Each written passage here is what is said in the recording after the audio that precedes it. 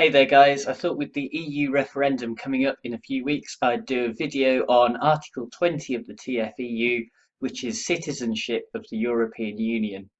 Now, this doesn't really get mentioned very much in exams or in EU law courses, but I do think it's important, and later on in the video, I'll be talking about how you can use it as an addition to some of the other subjects that you will cover on your syllabus. I don't think it gets talked about for a couple of reasons. First of all, it's really quite simple, only comes down to four key features in Article 20. And secondly, I don't think that people generally think about citizenship of the European Union. If, for example, someone was to ask me, where are you a citizen of? I would probably say England or Great Britain. I wouldn't really think of myself as an EU citizen. But that does have a range of rights and obligations that go with it, which are really important and that we often forget about.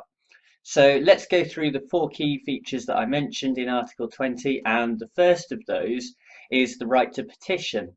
Now, about a week ago, someone got in touch on one of my other videos and asked me, is this particular regulation still in force? Is it still a rule?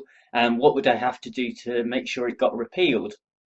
Now, I replied to the person and said, well, actually, you can contact the Commission, the European Commission, talk to them, and they will respond to you. And actually, they have an obligation to respond to you because you are a citizen of the EU under Article 20. So it's a really interesting right, one that we don't think about very much, but that's part of it. Another part is relating to diplomacy. So summer's coming up, a lot of people are going on holiday. And if you went to America, for example, and got in trouble with the police, normally if you were like a UK citizen like me, you'd contact the British Embassy. But because of Article 20 and because I am a citizen of the EU, I'd actually be able to get in touch with any of the embassies relating to the 28 member states. So I'd be able to go to the Portuguese embassy, to the Irish embassy, and they would have an obligation to help me in the same way that the British embassy would. So again, a really important right and one that's useful to remember even outside of a legal context. The third right relates to voting. So we vote every few years for members of the European Parliament, and we're allowed to do that because we are citizens of the European Union under Article 20. Also, people often forget about this, but it also includes the right to stand as a candidate for the European Parliament as well. So one of the best ways to get things changed if you don't like the way things are going in Europe is to stand as a candidate for the European Parliament and actually be there in Brussels and get things done yourself. Now, finally, in relation to Article 20, the most important right that's established with citizenship of the European Union is the right to freedom of movement. And this is really important. It links to one of my other videos, which I did on Article 45, which is free movement of workers, but Article 20 is a bit more generic. There are limitations on it that you can sort of look into in more detail, but the general principle still stands that people do have the right to freedom of movement.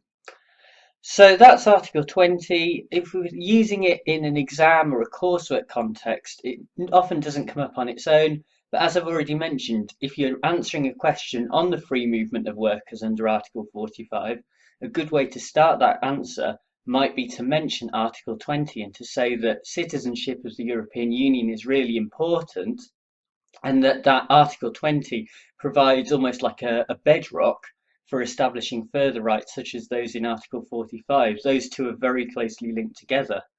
We can also think about things like political questions that sometimes come up in exams, like the democratic deficit within the European Union. Now, when you're answering that question, you will obviously talk about things like voting in elections and the Commission, things like that. But mentioning Article 20 is a really good way of getting the legal basis for citizenship in there and mentioning some of the rights and obligations that go along with citizenship of the European Union. Finally, you may also want to mention it when discussing the institutions. In particular, as I mentioned, the Commission has an obligation to respond to petitions from citizens of the European Union, and so it links quite well with that as well. Thank you very much for watching this short video. If you liked it, then leave a thumbs up below. Any questions or comments, then leave them below as well, and I'll get back to you as soon as I can.